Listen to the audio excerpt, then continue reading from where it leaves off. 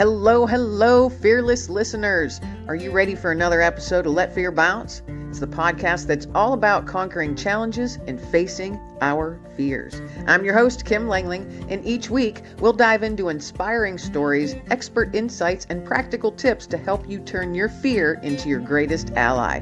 So sit back, relax, grab that cup of coffee, and let's discover how to make fear our bouncing board towards a life filled with endless possibilities right here on Let Fear Bounce.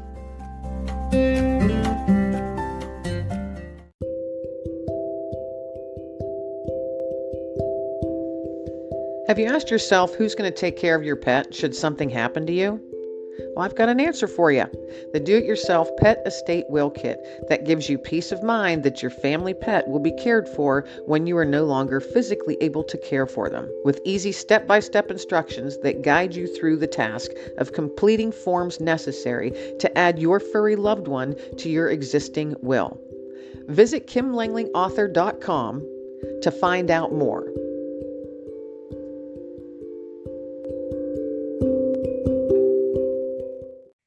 Hello, everybody. Welcome to another episode of Let Fear Bounce. All of you fearless listeners out there, so glad that you are tuning in for another episode with myself today and my special guest today, Kute Blackson. He is an inspirational speaker, author, and transformational teacher. He speaks and has spoken at countless events all around the world, and he is widely considered the next generation leader in the field of personal development. And his mission is simple, folks, to awaken and inspire people across the planet to access their inner freedom, live authentically, and to fulfill their true life's purpose.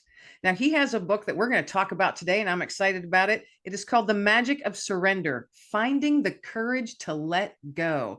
Now, if that title doesn't grab your attention, folks, I don't know what does, but welcome, Kute, to Let Fear Bounce.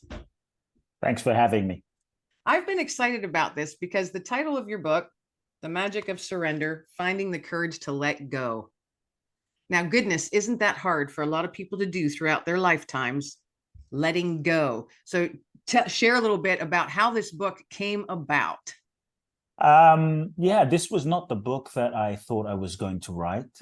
I had my own ideas, my own agenda for the book I thought I was going to write. I remember sitting down one day with an entire whiteboard of ideas, and I had about 75 ideas, and all of them were brilliant, I thought. But the truth is, none of them really resonated. The only word that stood out for me on this whiteboard was the word surrender.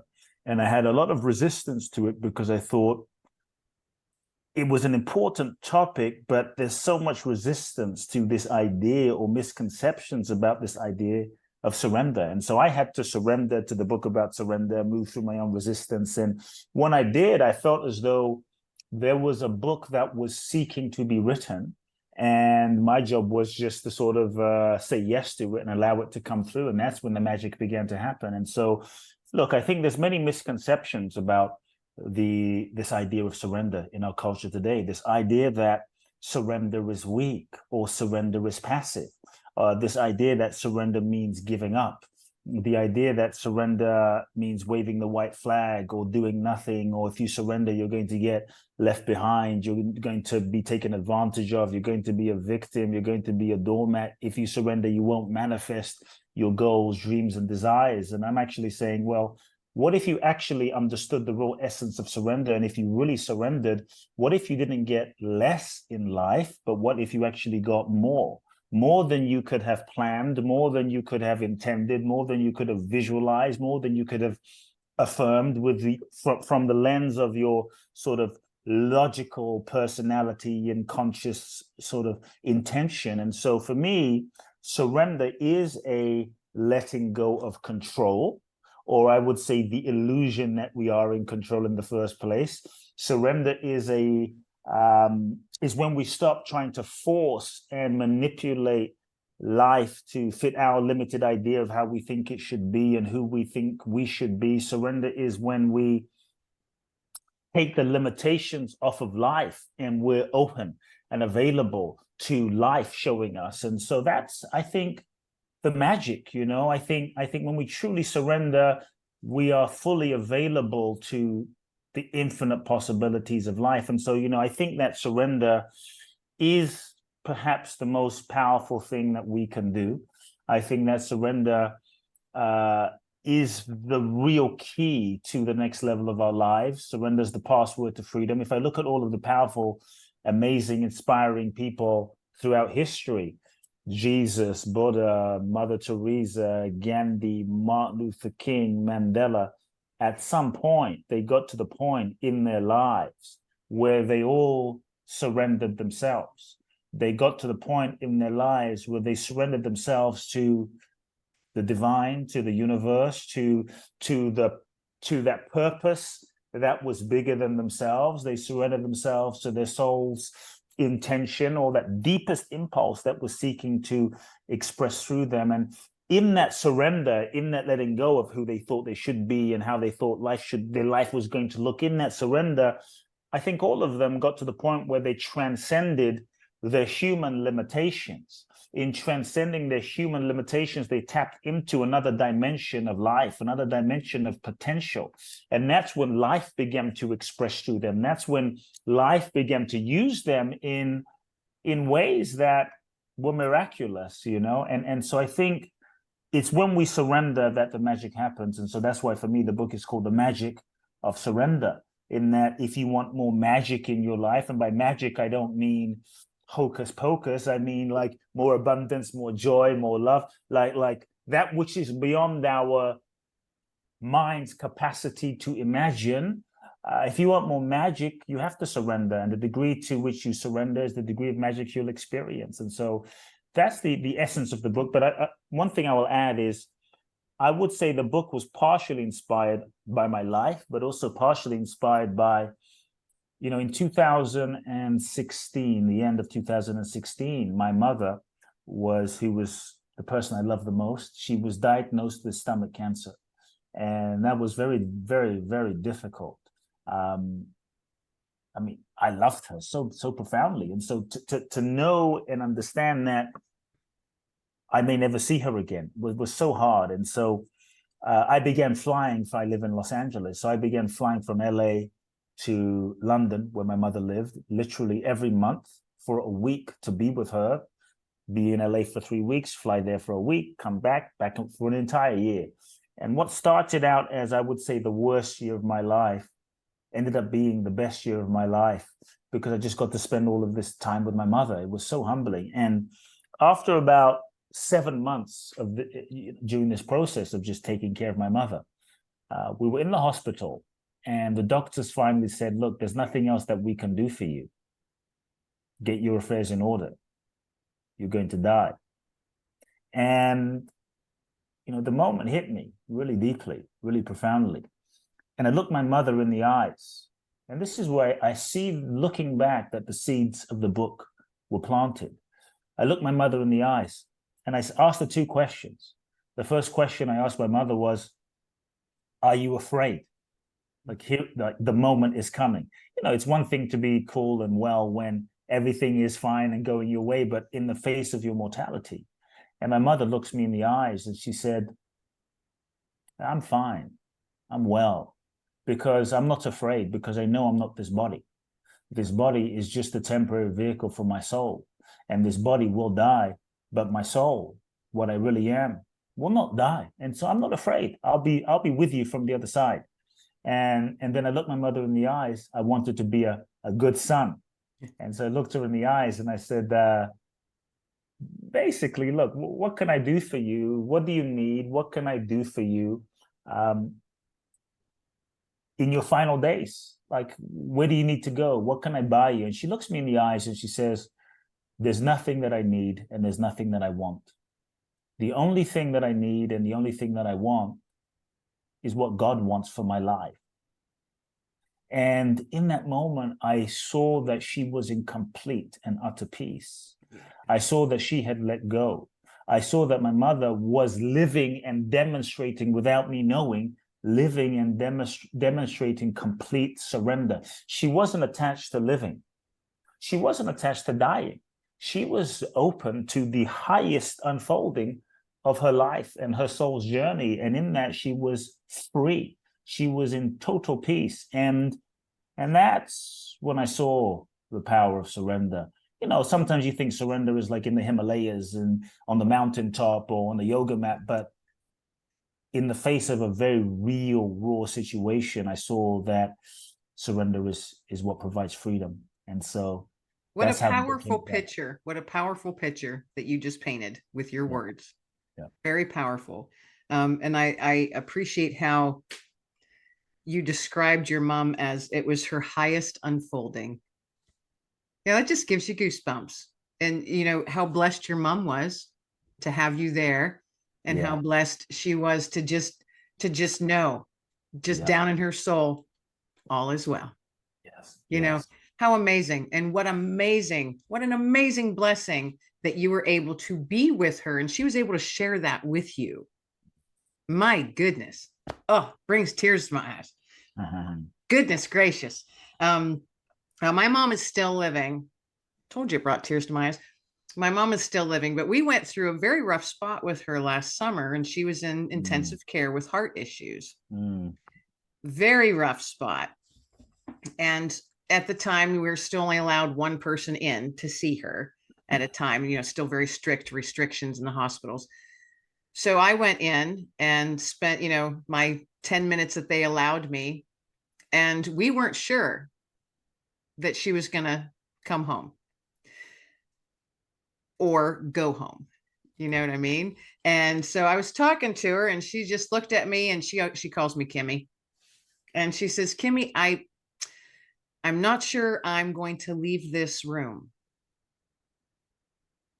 And I went, okay, I have one question for you, Mom. Are you good with yourself, with your heart? And are you good with God? That's all I want to know. And she said, Sweetie, I am good with God and everything is fine. And my whole heart, of course, she feels like it's breaking, but then it was like this relief, like, okay, she's good. I'm going to be good for her too, then, you mhm, know? mhm, So I gave her this big smile and just said, I love you. And, you know, we're here no matter what. And she mhm. made it through. But that moment, there was that moment, like you had, when you were describing those moments with your mom, that's the picture that came back to me, was with that couple minutes with my mom. Very intense, very intense, and filled with so much, but it wasn't a heaviness. It was more of a, I don't even know if I have a word for it, but just one of those moments, you know. Yeah, And to me, I was blessed to be in that moment with her because it was yes, very visceral, you know, just yes. very visceral. But so thank you for sharing that story about you and your mom, because that's beautiful. It's absolutely beautiful. Mm. And that the seeds were planted for your book unknowingly at that time.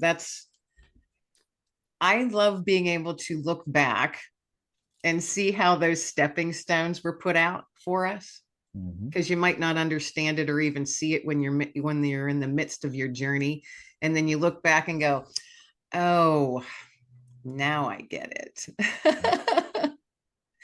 So how many of those moments, or do you have those moments where you think, oh, now I get it? I think life is a series of those moments. Yeah. Life, whether we think or we're aware or we're not, you know, life is those moments because when we go through something, we're only able to see and understand a very limited perspective. Because when we go through something, we are looking at it from the lens of the ego. And when we think we know, often we don't. And sometimes when we think we don't know, we're actually closer than we even think. And that's why I often say when things don't go according to plan, or you don't manifest the goal, the vision, or the dream, or things fall apart in a certain way, or you don't get what you thought you wanted, it's often grace. It's the love of the divine, the love of the universe. But often when things don't go according to plan, we think it's the worst thing. We think everything is falling apart. But I can't tell you how many times I've looked back now at my life, and I thank God for all the prayers that were not answered. And so often when things don't go according to plan, you don't get what you thought you wanted. We often contract, we often collapse, we often feel we're cursed, we get upset at the universe, we get mad, we go into a funk, or we kind of make up a meaning about why things aren't happening.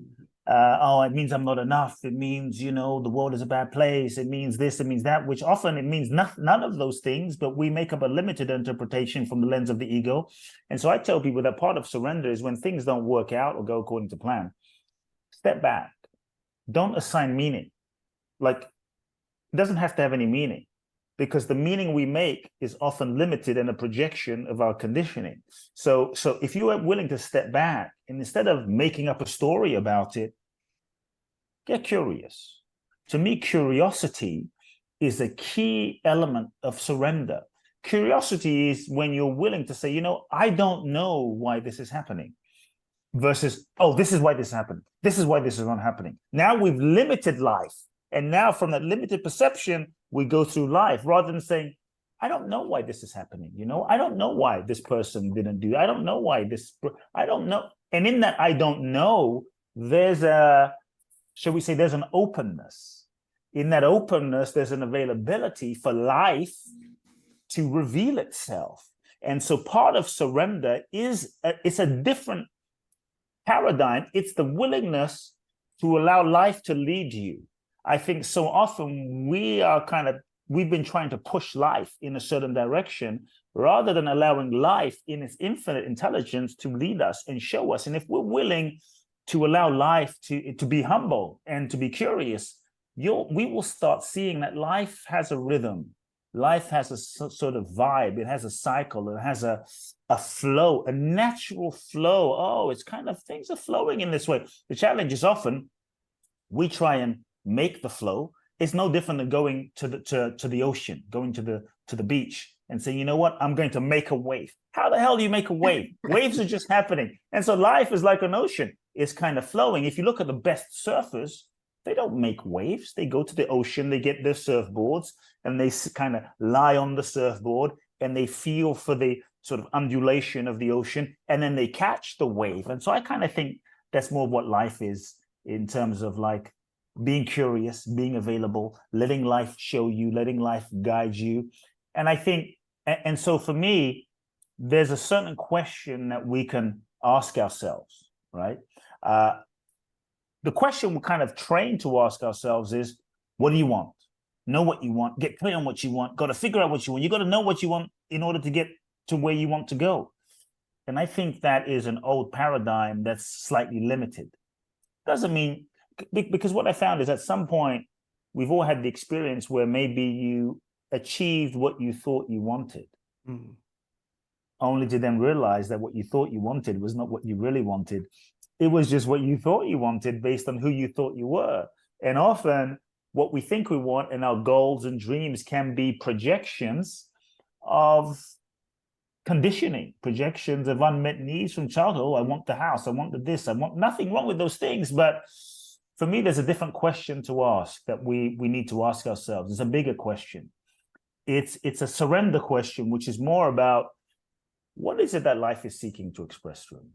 What is it that God is seeking to manifest through me? What is my soul seeking to reveal and express and create? What is the deepest impulse of what life is seeking to express through me? And when we can feel the authentic impulse and kind of catch that vision from a deeper dimension of ourselves and our mind, then we will find ourselves more in sync and in tune with the flow of life.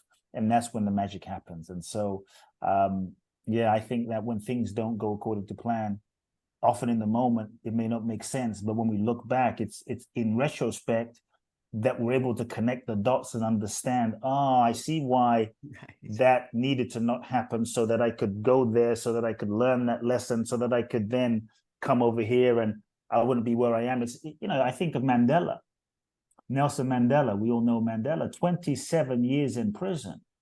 Now, from the perspective of the ego, that looks bad. From the perspective of the mind, that looks not great. But should he have not spent 27 years in prison? What if he didn't spend 27 years in prison? Would he have gone as deep? Would he have connected to his soul at that level? Would he have had the time to think, to meditate, to pray, to connect to God, to sort of connect to a vision for his country? Would he have had the time to sort of delve into the depths of forgiveness and compassion? He had 27 years to marinate. Probably if he didn't, he would not have become the great soul, developed the soul force that he was forced to develop while cooking in prison. And when he was sufficiently cooked and ready, you could say the universe, God served him to the world. And so I think that curiosity is key, right? Why could this be happening? What more amazing thing could be happening right now? And so I think we have to get comfortable with not knowing. Yes. With not knowing, like, I don't know. Okay, you don't have to know. What more amazing thing? What is the universe seeking to unfold? I think the degree to which the degree of freedom we experience in life is in direct proportion with the degree to which we embrace the unknown.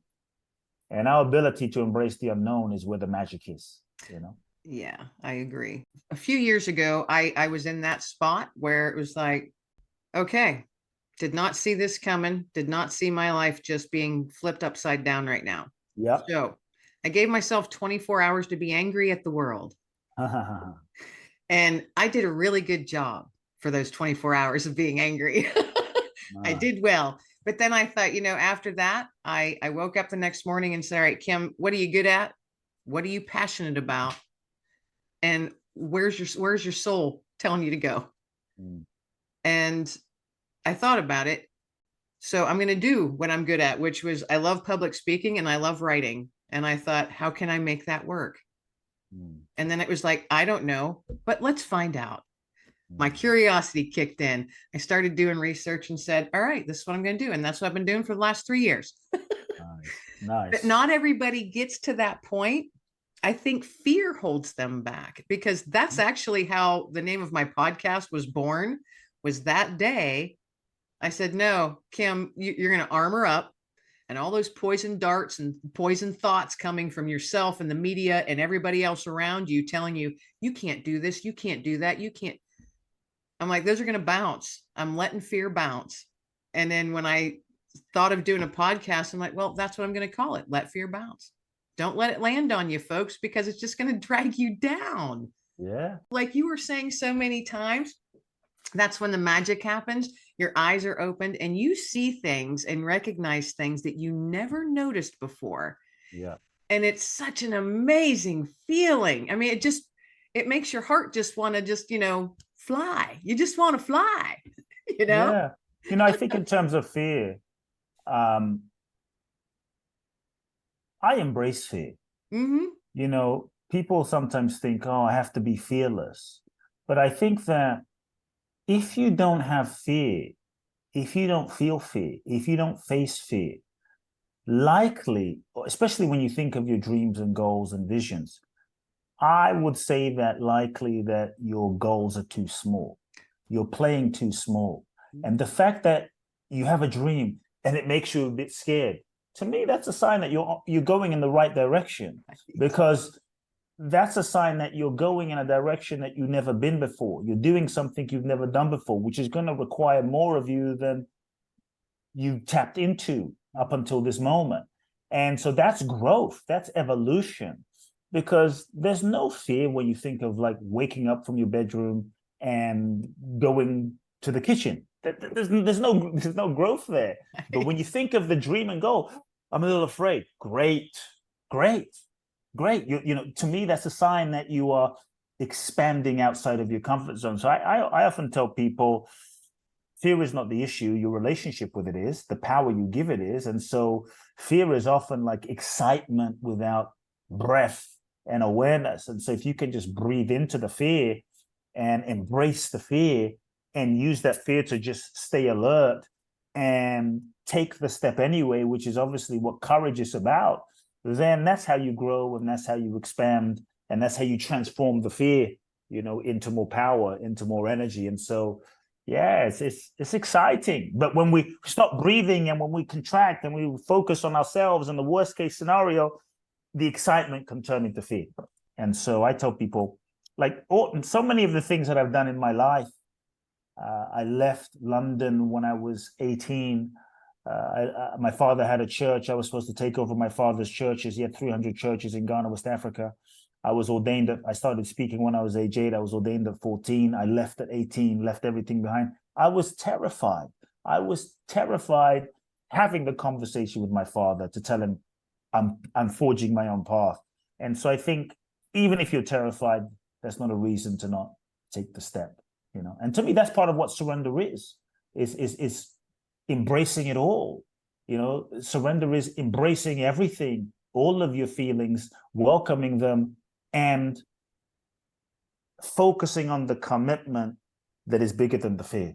Because when you're focused on your purpose and that commitment that is bigger than the fear, you'll take a step anyway. And that's what surrender is. I'm sure that Gandhi was afraid sometimes. I'm sure Mother Teresa was afraid sometimes. I'm sure Mandela was afraid sometimes. I'm sure Martin Luther King was afraid sometimes. And yet they did it anyway. And I think they surrendered, and that's what made them truly great. Oh, I couldn't agree more. I couldn't agree more. And those are such awesome examples too. And I'm sure that there's many, many more, but those ones are so awesome. And anyone listening, if you don't know all of them, you know at least a couple of them. So take that in, and hold on to it for a minute, chew on it for a minute or two. And if you're looking at your own fear, welcome it in, and then face it. Face it and say, all right, well, you're not stopping me. You might be a little stepping stone. Fear might be a little stepping stone for me today. You never know. The other thing as to why we feel fear, we often also feel fear because we get attached to the outcome. We get so attached to the outcome, and now we're afraid of the outcome that we hold in our mind not happening.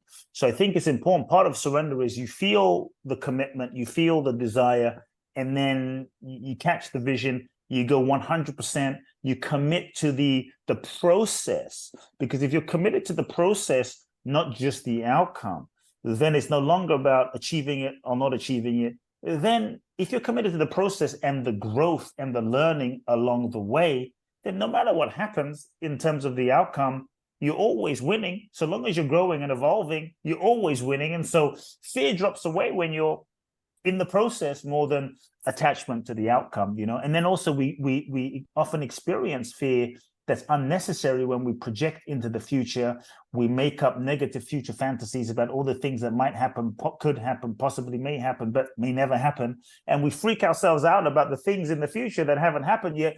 And now we're paralyzed with the fear in the present. And so I just invite people stay in the present by focusing on, okay, what's in my power? What's in my control? What action steps can I take? What is the next action step right now? Because often when we think about our vision, we're focusing on the 500 things we have to do and how long it's going to take versus the one phone call right now, the one email right now. And so I think when we're in the present, focusing on the now, fear tends to drop away as well.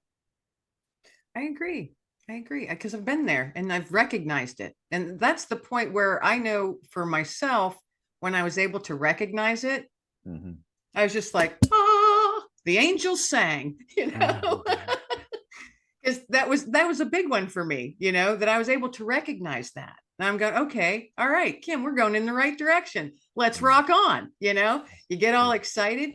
Life gets a little more colorful. You start noticing more things. Let that fear go, folks. Seriously, let it go.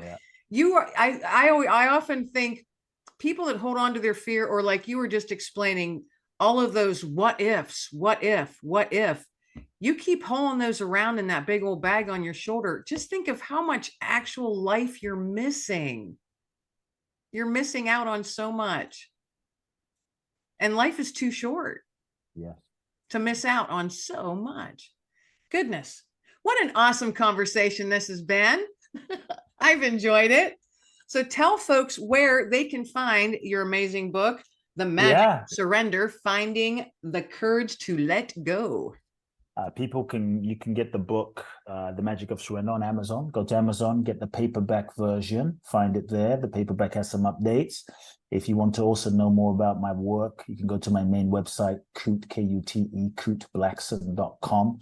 You can find out about my events there. Twice a year, I do a very special event in Bali. So this December, the 5th through the 16th, I'm doing my final event in Bali ever. I've done 21 of these events. They're life-changing. It's a 12-day experiential seminar training without walls, where I use Bali as the backdrop. And so if you're someone who you feel a calling to make a difference on the planet, if you feel ready to break through limitations and heal and transform and connect with yourself and authentic power and share your gifts with the world, you can find out more. The event is called Boundless Bliss, the Bali Breakthrough Experience. It's truly life-changing. 12 days with me and about 18 folks from around the world. We dive deep, and you can find out more, www.boundlessblissbali.com. That's boundlessblissbali.com. What else? Instagram, Kute Blackson, my name, K-U-T-E, Kute Blackson. Facebook, Kute Love Now, and my podcast, Soul Talk. All right. Awesome. All of those links will be in the show notes, folks. So, you can check out the description and you will be able to click right on that. Now, Kute, I ask all of my guests prior to us wrapping up, if you would leave the listeners with a little nugget of hope that they can just tuck away in their pocket and carry with them for the rest of the day. So what would your nugget of hope for our listeners be today? This might be a bit different, but I consider this hopeful. You are going to die. I want you to sit with that. You are going to die. If you can embrace that and accept that, celebrate that, it will free you up to live life. Because the truth is, none of us know when that moment will come. So I'm saying meditate on your death, not as a morbid thing, but as a celebration of how sacred this moment is. Because so often we think we're going to live 10 years, 20 years, 30 years, 40 years, 50. No, none of us know when the moment's going to come. The people in 9/11 or the disasters, Maui recently, no one knew that they weren't coming home that night. And so if death came today, would you be ready? If not, why not? What's ungiven? What's unsaid? What's unloved? What's unforgiven? What's unexpressed? Because when we die, we can't go to our maker and say, God, can I get a refund on those 5 years? Can I get a refund on those 5 years I wasted in that job that I hated? Can I get a refund on those 2 years I wasted in that relationship? It's gone. And so how would you need to live in such a way that if death came, you would have no regrets? And so hold death close and use it as a reminder of how precious life is. This moment, every second, is so precious. And there you have it, folks. One heck of a nugget that was just tossed out to you. And that's something you definitely want to think on for a while. Embrace it, actually, like you had said. Pull it in close. Pull it in close. And remember what's truly important. And to live life now. You use those words, live life now. I love that. Love that. Well, Kute, thank you so much for being my guest on Let Fear Bounce today. It's been an absolute pleasure. Thank you. Everybody out there listening, thank you so much for tuning in for another episode. And we will see you each Wednesday, folks. So keep tuning in. This is Kim Langling, your host. Everybody be well, stay well, and be blessed. And that is a wrap, my fearless friends. Thanks for bouncing along with me on another episode of Let Fear Bounce. I hope you're feeling a bit motivated and ready to take on any challenge that might come your way in the coming days. Be sure to hit that subscribe button so you never miss an episode of Let Fear Bounce. Tune in each week for your dose of inspiration from my amazing guests from all over the world. So until next time, keep bouncing forward and stay fearless, my friends. Everybody be well, stay well, and above all, be blessed.